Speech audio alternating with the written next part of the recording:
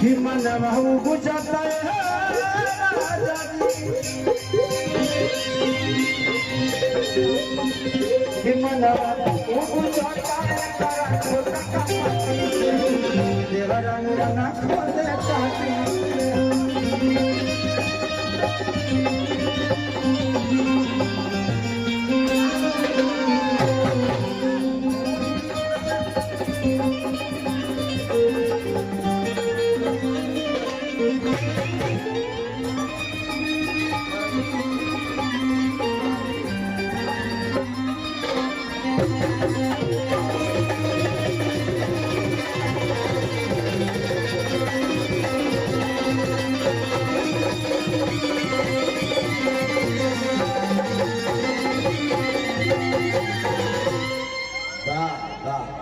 चलिए वो और गाना गाए भाई को रिकॉर्डिंग डांस कर।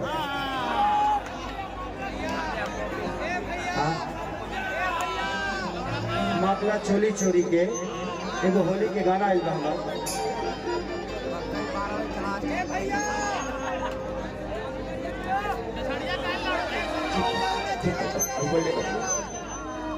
हाँ बाबू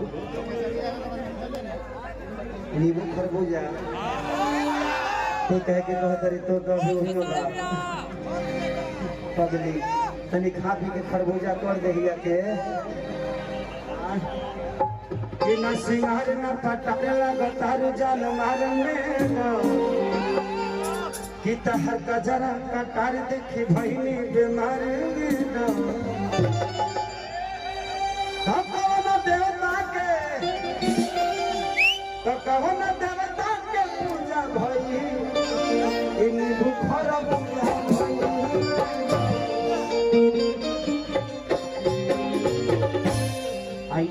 शत्रुघ्न प्रसाद यादव जी एक आवश्यक सूचना है, तिलकोहर लोग तिलक चढ़ा ले तो जल्दी से जालो गाड़ी खुलती है।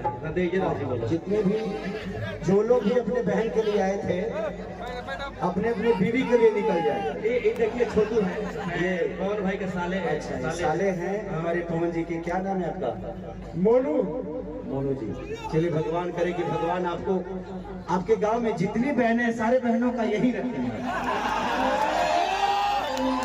नवादा के लोग पड़े आप एक तो आप रहिए, पूरा गांव पे आप ही का कब्जा रहेगा।